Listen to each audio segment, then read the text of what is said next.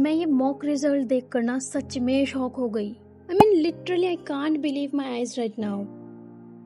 हे everyone, welcome back. आज की video थोड़ी अलग होने वाली है बिकॉज मेरा क्लैट 2027 का जो इस बार का मॉक टेस्ट है ना, उसका रिजल्ट बहुत अनएक्सपेक्टेड आया है। I mean I have nothing to hide and मुझे कुछ सब्जेक्ट्स के बारे में भी बताना है। तो सबसे पहले ये सुनो कि मेरा एक्सपीरियंस कैसा था while giving the mock test.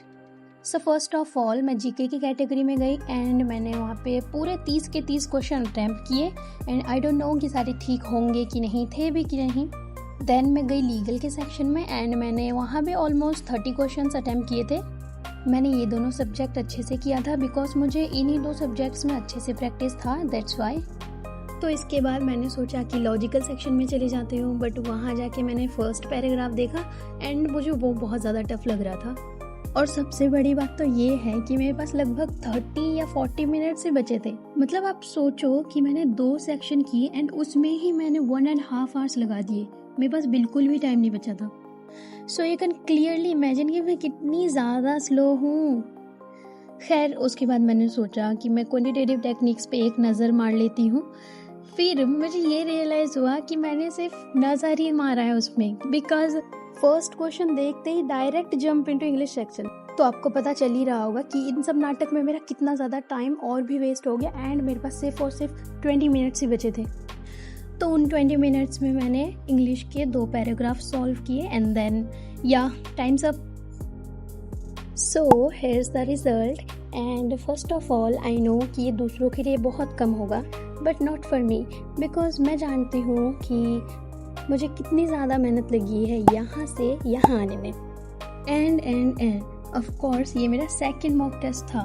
सो पहले वाले से तो ये बहुत ज़्यादा बेटर है for me and I also know that it's not enough. मुझे और भी बेहतर करने की ज़रूरत है and I will. So overall अब मुझे समझ आ चुका है कि मेरी रीडिंग स्पीड बहुत ज़्यादा कम है एंड मुझे अपनी रीडिंग स्पीड एंड वोकैबुलरी पे फोकस करने की बहुत ज़्यादा ज़रूरत है।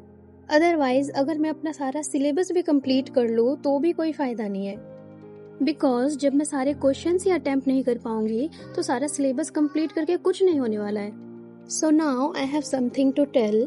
मेरे लास्ट वीडियो में किसी ने कमेंट किया था एंड मुझसे पूछा था कि मैं कुछ स्पेसिफिक टॉपिक्स को कहाँ से कवर करती हूँ, कौन से प्लेलिस्ट से कवर करती हूँ। सो मैंने उस प्लेलिस्ट की लिंक अपनी डिस्क्रिप्शन में डाल दी है, आप चाहो तो एक बार चेक कर लेना। एंड मैंने अपने उस वीडियो में भी बताया था कि मैं PW क्लैट से अपने बेसिक्स को क्लियर करती हूँ, तो आप उस चैनल को एक बार चेक कर लेना। एंड उसमें बहुत सारी वीडियोस भी है जो आपको हेल्प करेगी प्रिपरेशन के लिए। उनके जो लाइव सेशंस हैं वो मुझे बहुत ज़्यादा हेल्प करते हैं एंड आप भी उनको चेक करना, वो बहुत ज़्यादा हेल्पफुल है। और मुझसे ये भी पूछा था कि PW के जो मॉड्यूल्स है वो इनफ है कि नहीं। सो देखो मैं भी न्यू हूँ तो मुझे भी उतने अच्छे से नहीं पता है कि वो इनफ होंगे कि नहीं, बट मेरे ख्याल से आप मॉड्यूल्स के साथ साथ वीडियोस को भी देखो ताकि आपको ज़्यादा अच्छे से समझ आए। एंड लास्टली ये भी पूछा था कि पहले सिलेबस कंप्लीट करने के बाद मॉक देने का plan. So of course no, see it's totally wrong as I told कि इसके लिए स्पीड चाहिए एंड आपको एक आइडिया भी होना चाहिए कि कैसा पैटर्न आएगा पेपर का। तो ज़्यादा तो नहीं, बट आप 1-2 हफ्ते में एटलीस्ट 1 मॉक देने का ट्राई करना। And thank you, see you next Sunday.